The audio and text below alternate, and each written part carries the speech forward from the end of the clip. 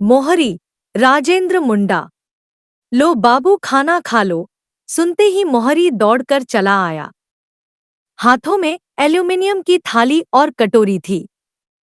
दरवाजे पर ही थालिकटोरी रख दिया कि लुदू मुंडा की औरत एतवारी मुंडा की औरत ने उसमें भात सब्जी उड़ेल दिया। गांव के मुंडा लुदू के 3 बच्चे थे, सुकरा, बुधनी और गुरुवा।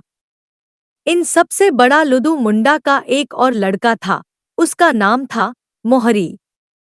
कहते हैं उसकी माँ एक नाचने वाली नचनी थी। इस तरह से मोहरी मुंडा का बड़ा लड़का होते हुए भी भाइयों में नहीं गिना जाता था। एतवारी उसकी सौतेली माँ थी और उसका चरित्र वैसा ही था जैसा कि हम गाँव घर की कहानियों में सुनते हैं।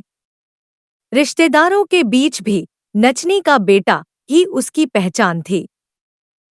खाना खाकर वह खुद ही अपने बर्तनों को धोता। उसका कमरा थोड़ा अलग जगह ही था। गुतुगुतु रे पुकारने से जैसे कुत्ता दौड़कर चला आता है और आंगन में रखी हांडी में खाना डाल देने पर तुरंत खाने लगता है, वैसे ही जान पड़ता है कभी कभी। मोहरी पढ़ने लिखने में भाई बहनों में सबसे तेज था। वही केवल स्कूल की पढ़ाई समाप्त कर पाया था। आगे की पढ़ाई के लिए उसने शिक्षक प्रशिक्षण में दाखिला ले लिया।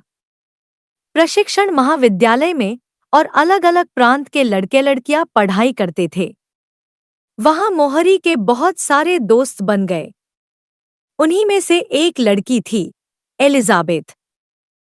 एलिजाबेथ पढ़ने लिखने में मोहरी के तरह ही तेज थी, उससे एक कदम आगे ही। दोनों अक्सर अगले बेंच पर बैठते। पीरियड समाप्त होने के उपरांत साथ ही बाहर निकलते। एलिजाबेथ के छात्रावास पहुंचने तक दोनों साथ साथ चलते। उसका छात्रावास रास्ते में ही पड़ता था। छात्रावास में उसके चले जाने के बाद मोहरी आगे अपने छात्रावास की ओर चल देता। एक दिन एलिजाबेथ ने मोहरी से कहा, मुझे तुम्हारा घर देखने की इच्छा है। ठीक है, तब परीक्षा समाप्त होने के बाद चलेंगे, कहकर मोहरी राजी हो गया। आज मोहरी का घर देखूंगी, सोचकर एलिजाबेथ बहुत खुश थी। रास्ते भर हंस कर बातें करते चले आ रहे थे। सूरज डूबते डूबते गांव में दोनों प्रवेश कर गए।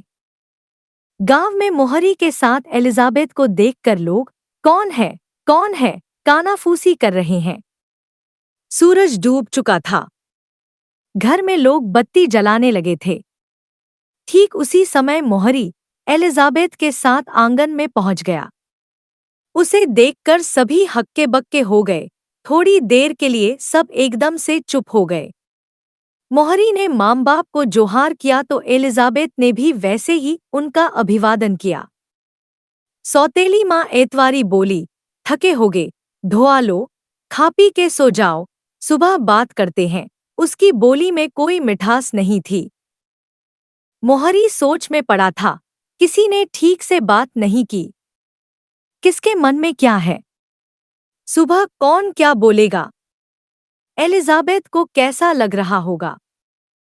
सोच सोच कर आंख से आंसू टपक पड़े। रोते रोते कब सो गया, पता ही नहीं चला। सुबह नाश्ते के लिए सभी बैठ गए। एक पंक्ति में गुरुवा और सुकरा बैठ गए। कुछ दूरी पर उनसे अलग मोहरी बैठा। एलिजाबेथ उसके बगल में बैठ गई।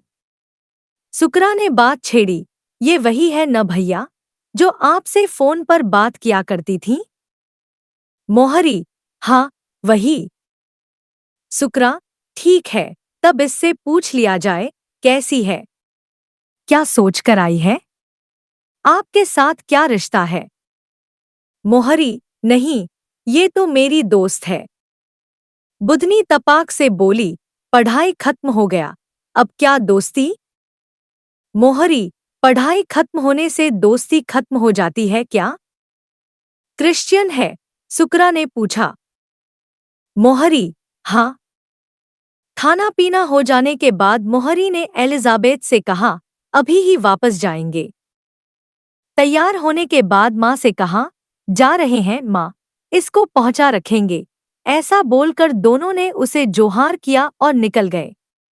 बस स्टैंड तक दोनों चुप-चुप ही चले गए।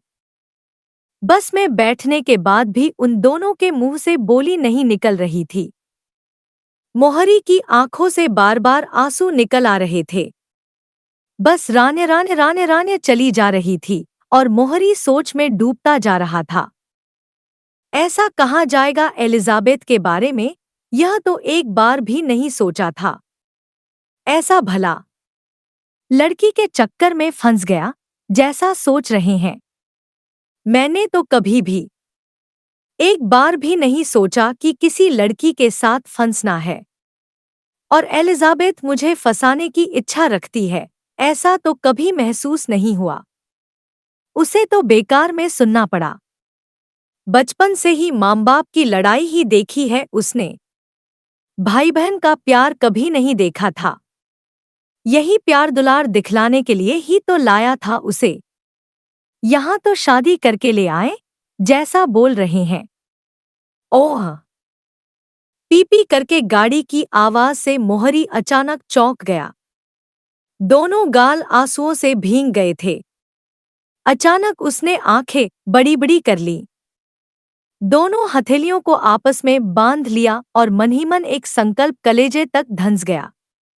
बिना वजह इतना सुन लिए, अब यही सच हो।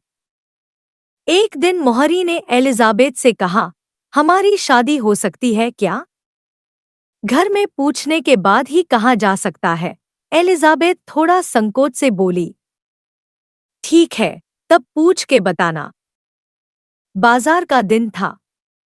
आज मोहरी सुबह से ही अकबकी महसूस कर रहा था। पता नहीं एलिजाबेथ को घर में क्या कहा गया। बातचीत कर भी पाई या नहीं, यही सब सोच कर बाजार में बेमतलब इधर-उधर टहल रहा था। एलिजाबेथ के आने पर ही कुछ पता चलेगा। तभी उसे वह आती दिखी। उसे आते देख मोहरी उधर ही चला गया। दोनों एक दुकान में जाकर चुपचाप बैठ गए। मोहरी की आंखों में सवाल था, क्या कह रहे हैं? एलिजाबेथ ने कहा, हाँ किए, लेकिन चर्च में शादी करनी पड़ेगी। मोहरी बहुत देर तक सोचता रहा और कोई रास्ता नहीं सोच पाया तो चर्च में शादी के लिए राजी हो गया। शादी में मोहरी के घर से कोई सामने नहीं आया। शादी के बाद मोहरी एक दिन घर आया, लेकिन किसी ने ठीक से बात नहीं की। सौतेली माँ एतवारी ने कहा, अब मत आना, आज से तुम्हारे साथ उठना बैठना खत्म हो गया। मोहरी मानो यही सुनने आया था। उसने माँ को देखा और घर से बाहर निकल आया। बार बार पैर पलटना चाह रहे थे पर उसने दिल को कड़ा किया और बिना एक बार भी पीछे पलटे घरगांव दूर छोड़ता चला गया। उस दिन के बाद से मोहरी एलिजाबेथ के साथ उसके घर रहता है। यहाँ पर उसका मोहरी नाम किसी को पसंद नहीं। सब उसे यहाँ अलग नाम से पुकारने लगे। अब उसका नया नाम है माइकल। आहिस्ता आहिस्ता मोहरी माइकल नए रास्ते पर चलना सीख गया। एक अलग धर्म, कुछ अलग सी संस्कृति है तो आदिवासी परिवार ही, लेकिन वह जिस आदिवासी परिवेश यानी सरना आदिवासियों का मूल धर्म संस्कृति से आता है, उससे नए किस्म का समाज है एलिजाबेथ और उसके ईसाई ससुराल का। नए नए रिवाज है यहाँ। हालांकि बहुत जल्दी ही माइकल नए माहौल में ढल गया था, परंतु घर की तरफ की चिंता वह चाहकर भी नहीं भूल पाया। दिन महीना साल बीतते जा रहे थे। माइकल शिक्षक बन गया। बुधनी की शादी का दिन नजदीक आ रहा था। सभी रिश्तेदारों को निमंत्रण दिया जा चुका था। आज मोहरी उन्हें बहुत याद आ रहा था।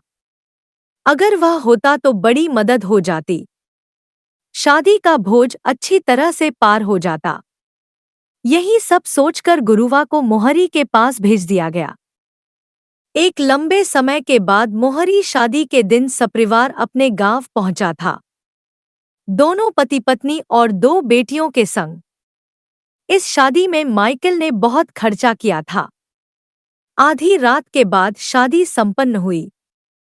तब सारे रिश्तेदार भोज खाने के लिए बैठ गए। हमें भी बुलाया जाएगा, कम से कम बच्चे खाते रहेंगे, यही सोचकर माइकल आसपास ही इसके उसके साथ गप्प मार रहा है, परंतु उसे नहीं बुलाया गया। रिश्तेदारों के उठने के बाद ही उसे बुलाया गया और तब उसने सपरिवार भोज खाया। एलिजाबेथ मन मसोस कर रह गई। सुबह सुबह विदाई हो गई।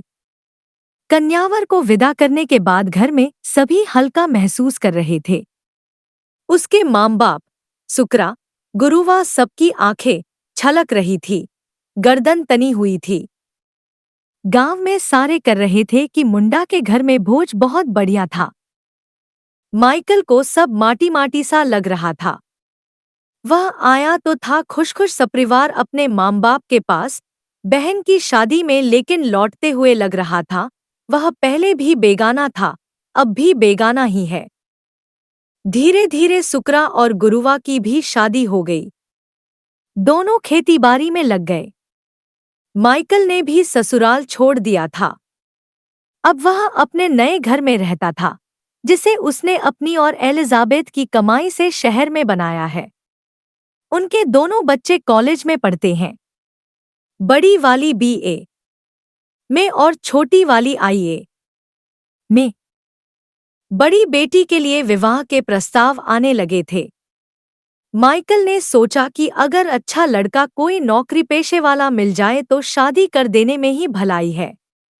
एक दिन एक लड़का आया। रेलवे में एसएम के पद पर नौकरी करता था। माइकल को वह लड़का अपनी बेटी के लिए बहुत पसंद आया। लड़का लड़की ने भी एक दूसरे को पसंद कर लिया तो शादी के लिए उपयुक्त दिन तय कर लिया। आज शादी का दिन था। सुबह से ही रिश्तेदार आने शुरू हो गए। कुछ तो एक दिन पहले रात में ही पहुंच चुके थे।